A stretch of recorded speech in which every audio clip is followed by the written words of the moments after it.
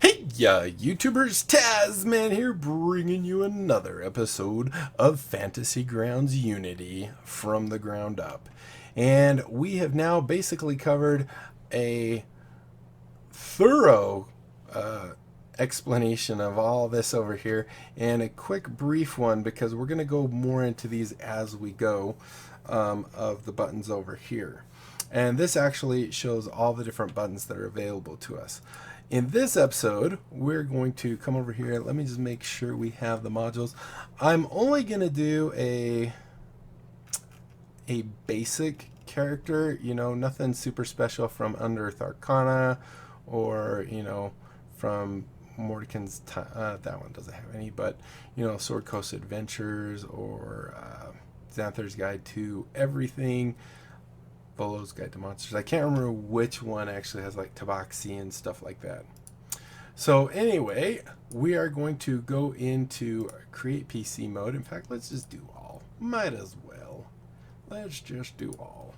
To begin with, unlock that. We'll go ahead and just put that over here like we did with our last one. Lock position. Okay, so what we want to do is create characters.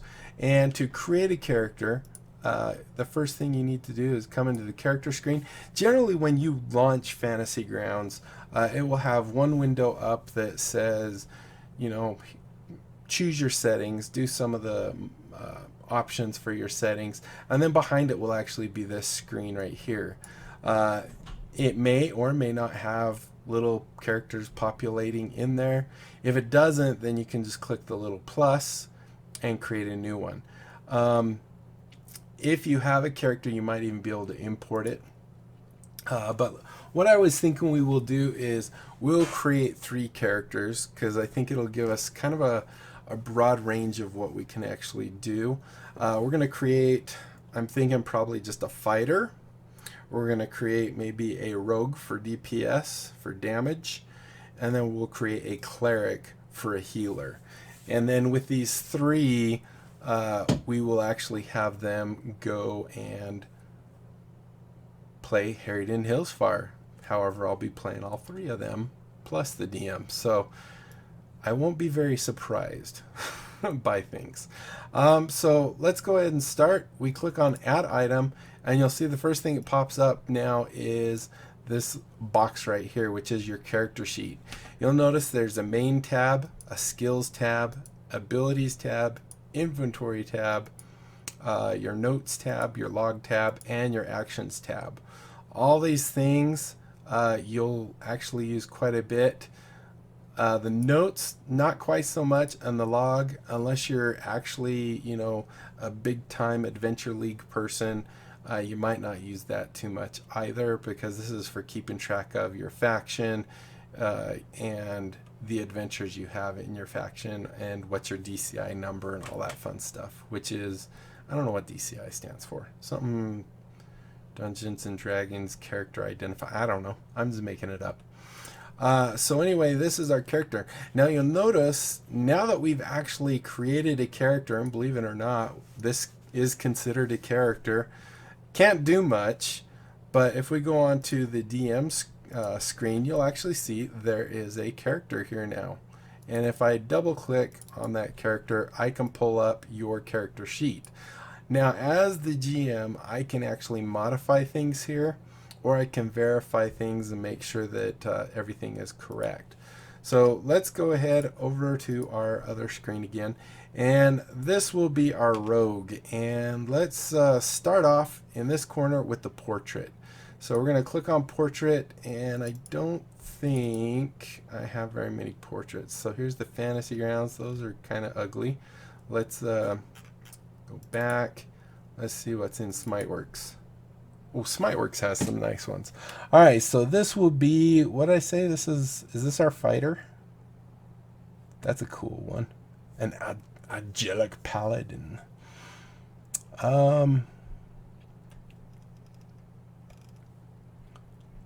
There's the regular guy.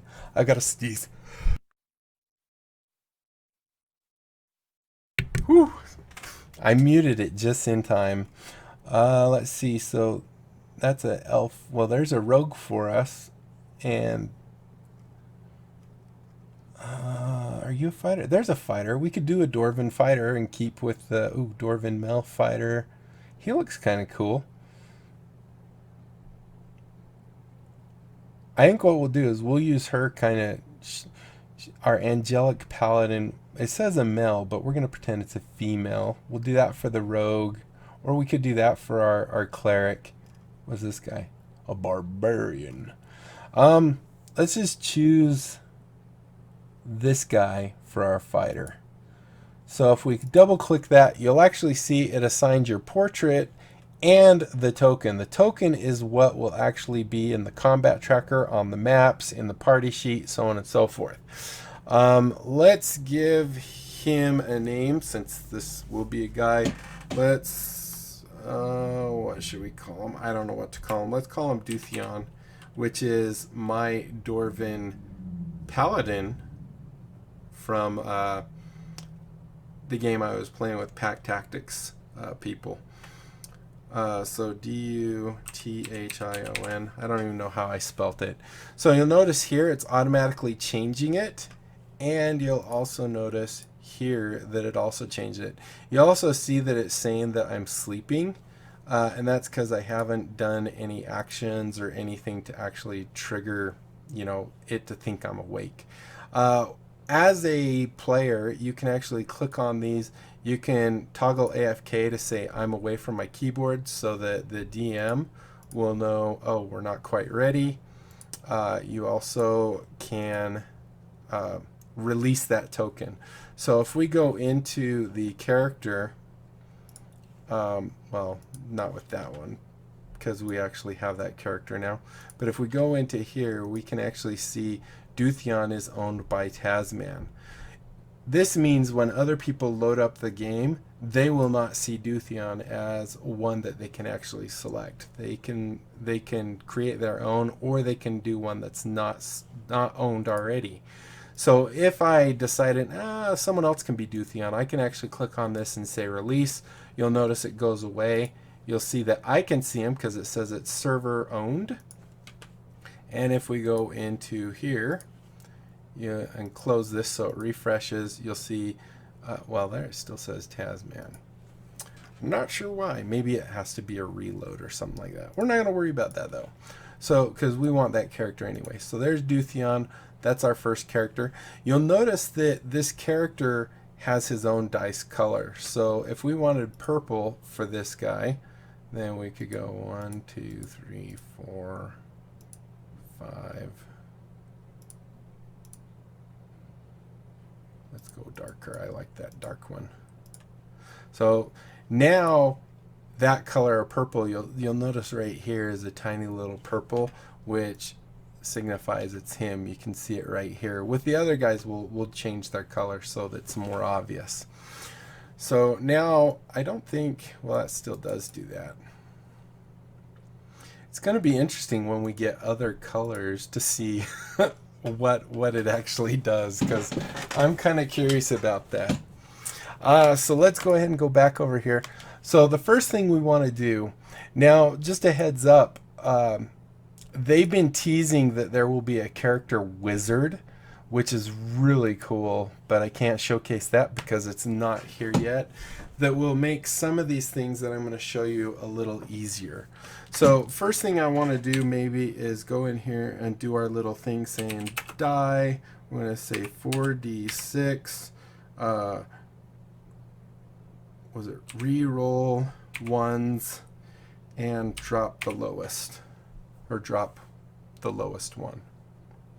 All right, so we'll do that. We'll go ahead and do that, and let's go ahead and go 1, 2, 3, 4. Ooh, that's a good one. 5. That was not so good. And that one's terrible, but it actually got a lot better the second time around. Okay, so here are our attributes. Now, depending on the video you're watching, it will tell you to go do your attributes right now. However, unless you really know what a warrior fighter is and exactly all the stats of them, you don't know where you're going to put them. So it's not that much more complex if you ask me, but this is how I do it if I do this type. So what I want to do is I have my character sheet available. The next thing I want to do is actually create shortcuts down here somewhere, it doesn't really matter, for my background. And I usually like to do background first because it might have some skills that overlap with your class. So I'm going to go ahead in here, and as a warrior, I'm going to say he was a soldier because I know that is one available to us. So we're going to come in here, we're going to go grab soldier right here, and we're just going to throw out, let's do 5, fine, why not? And we already know that he is going to be a fighter. So, and these two, it doesn't matter the order, whether your race and your class don't matter on the order there. And then race, we are a dwarf. So we'll go ahead and drag that right there. So now that I have that, and these are, I know what I am, I could have also done this where I dragged it here, but I can just drag that right here, and you'll see it automatically added soldier, and it added in there a background. It says that I have a military rank, added some skills athletics, and skills intimidation. So if fighter already gives me the option to choose athletics or intimidation, if I would have done my class first, I could have chose those, but then this would give me those same ones. So to help me not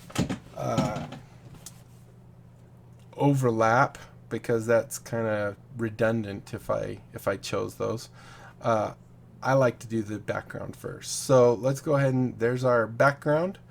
Let's go back to the main. We're going to choose our fighter next, which is our class. Now class, you'll notice here I can also anytime just click right here and it opens up the soldier. However, if I want to really quickly be able to access it, I just stick it down there. Class is a tiny bit different, so if we drag class up into the class area, you'll see it automatically says fighter level 1, and now it's asking me for some skills. So if I were in here and I was going, oh, I'm a fighter, I probably want to be athletic and maybe intimidating, I get to choose a total of 2. However, like I said, athletics and intimidation are already selected, so why select them twice? So maybe let's make it so we're a little more, let's see, what should we do? Perception's always good, how aware you are of the world around you. Survival, let's do perception and maybe acrobatics. Acrobatics would be agility type things, tightrope, dodging things along those lines. So that's really good. And then we can hit OK. So now you'll see it automatically added those in there. And you'll notice once we get our last thing, we'll actually get some changes to these. So the default when you create a character just sets everything at 10. So the best way to think of it is 10 is neutral, 10 is average. Anything below 10 is going to be below average, everything above 10 is going to be above average. So for example, your strength of 10, this is like every other person out there. This is a standard strength. If I'm exceptional at strength, which as a fighter I might want to be, then I would want to have that be higher than average. So now we have our class and we have our background. Let's just go ahead and whoop, right there. Next, let's go ahead and do our dwarf.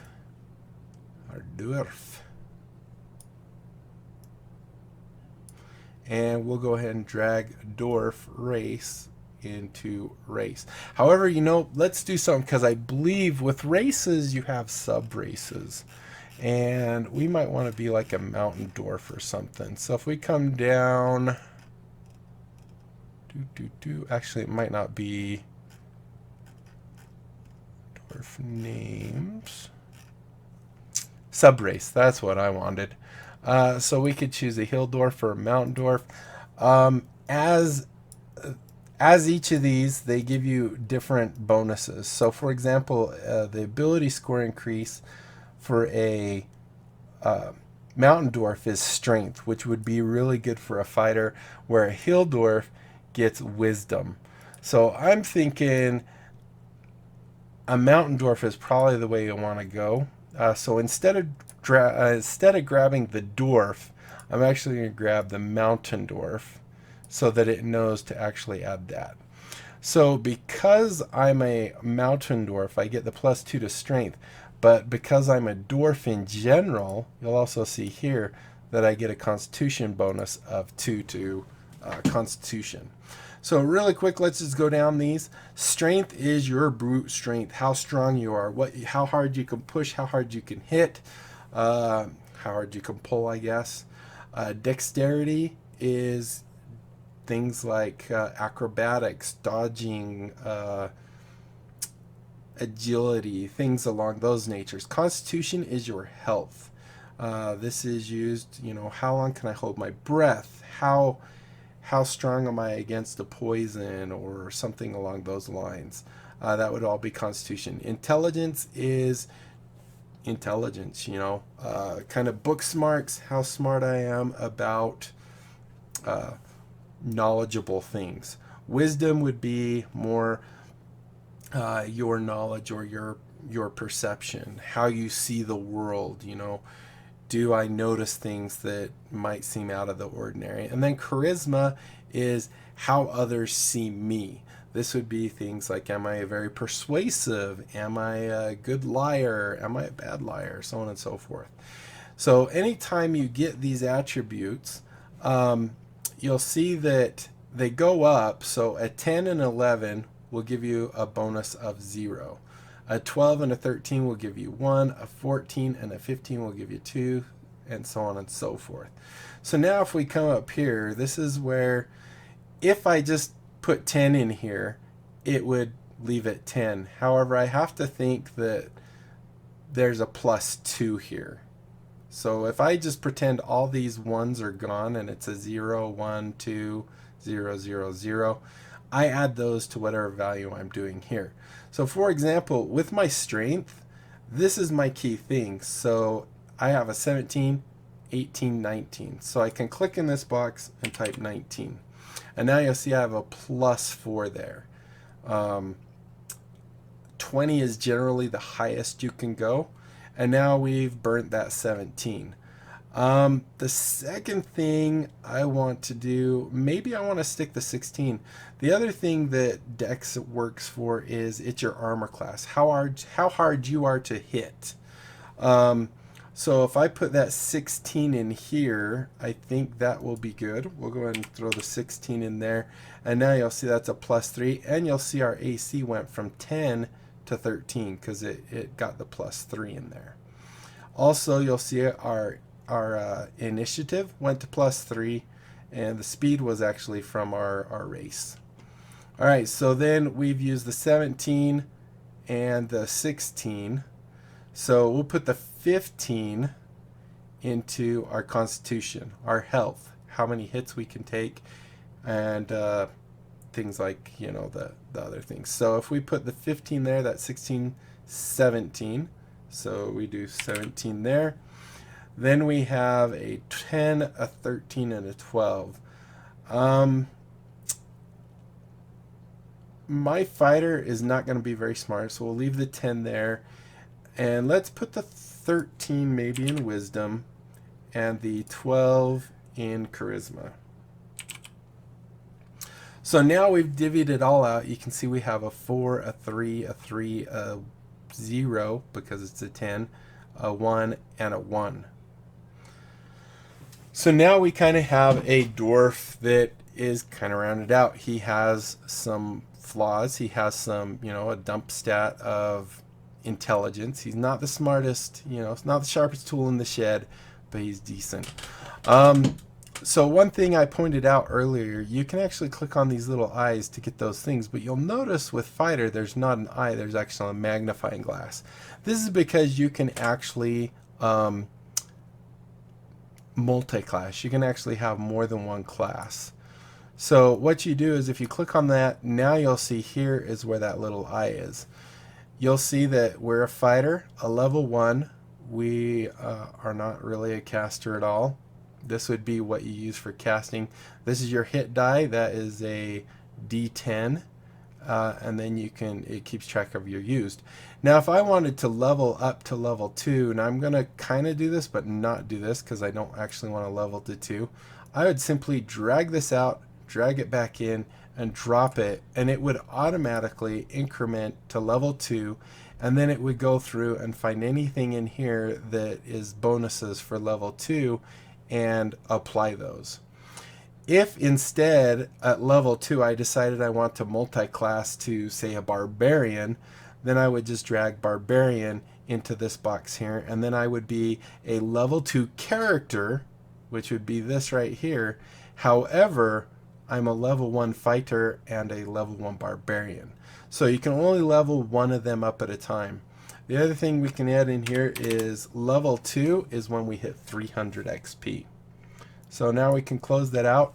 You'll notice it automatically down here put the hit die, and it also added in our HP as being the max hit die, but it did not add in our constitution. So your health, depending on the DM, your health will be basically your hit die value. So if you have like 2 hit die, that's 20 plus your constitution for each of those hit die, which would be 26, right?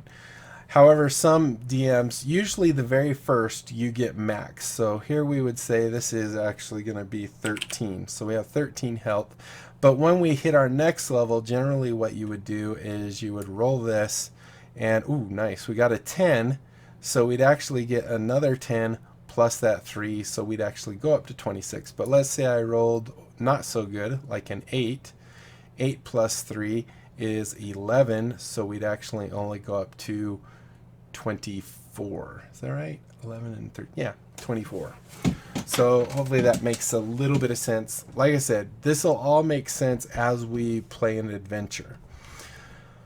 So this pretty much completes the front page. The other thing I didn't go over is this right here is inspiration. Inspiration is something you can get for the DM will say, whoa, you came up with a really cool idea. I didn't think about that. That is worth some brownie points.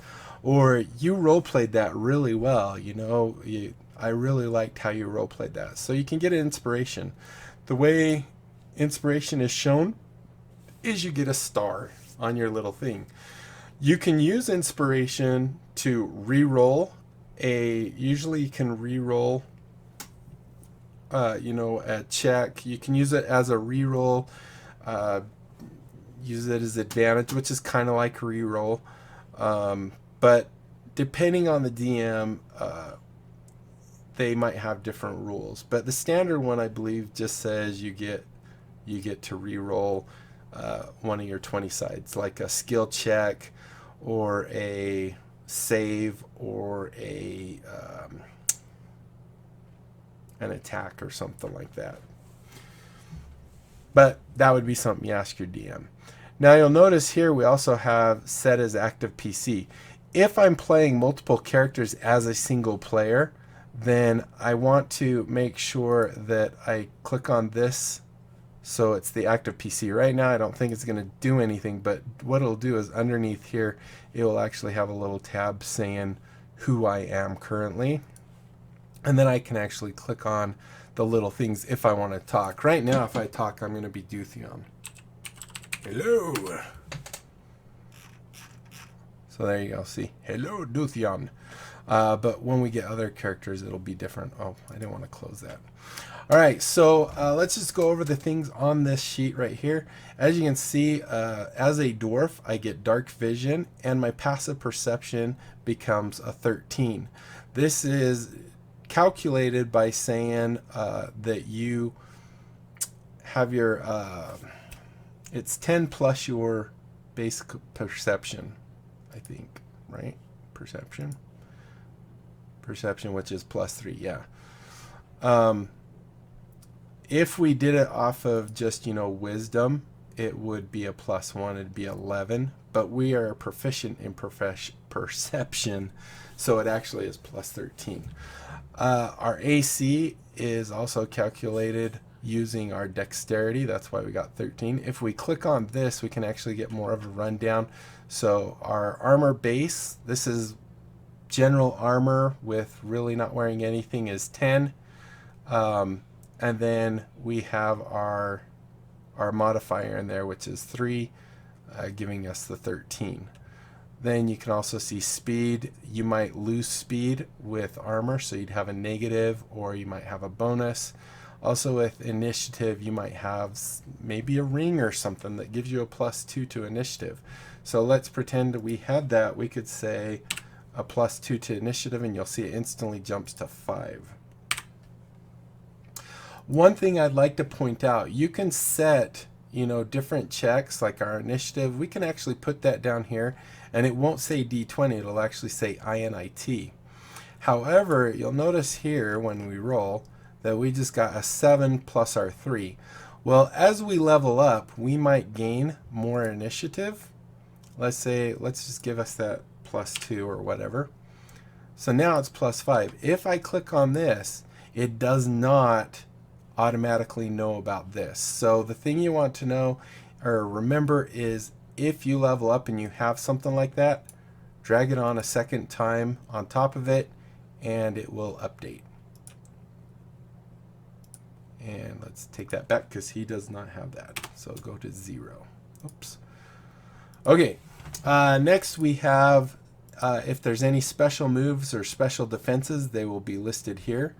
Anytime you see this little die right here, like if I want to do a strength roll, I just double click that, and whoa, that was a good strength. Rolled a 20 plus my 4, 24. That would, push a door open for sure. There's also the saves. These are things that, like if I'm having a tug of war, I might have to do a strength save to see if I can, or if someone's trying to pull me over an edge, I would want to do a save to see if I can not get pulled over. So each of your attributes also has a save, and you can just double click, or you can drag, whichever one you want, or you can double click the little die. These little stars right here are saying that are proficiencies. These proficiencies came from my class, I believe it is. It should be right, or that's not class. Class, of course, that's the one that I don't have available. Oh, wait, no, that's soldier fighter. There we go. So those come from, I believe, my class. And if we come down to here, you can see saving throws are in strength and constitution. That's where those came from. I also have proficiency in armors. So if we come look at the athletics tab, or the abilities tab, you'll see I have all armor, shield. I get one type of gaming set and a land vehicle. So I could have a horse or something. Weapons, simple and martial. So all weapons basically. And you see here I have common and dwarvish. Here's where, for example, do I have to close that or something? Here, normally right here it would have the little drop down that says would give me the option to switch from dwarvish and common. I'm not sure why it's not there, to tell you the truth. Might have something to do with the same thing as clicking on the little speech bubble didn't create a little tab down here, which it normally does. Alright, so if we've finished this. Oh no, we didn't actually. We need to talk about this. So this is wound points, max hit points, and your temporary points. So like if a paladin or something casts 8 on you, which gives you a bonus of 5 hit points, those would go right there. And you'll basically what that does is make it so you have 18 hit points, but really you only have 13 that is that. This will wear off after X amount of time. Then if you take damage, so if I took 13 damage, I wouldn't actually be knocked out cold until I took 18. Let's just hit delete there. This down here is your hit die. If I take damage, let's say let's just take 5 damage. What I can do is I can also roll the hit die when we're taking a short rest, and this can heal me however much that hit die is. You'll notice that once that rolls, it goes away. So we got a 5 plus our 3 for our constitution, and now it went away, but we also lost the hit die.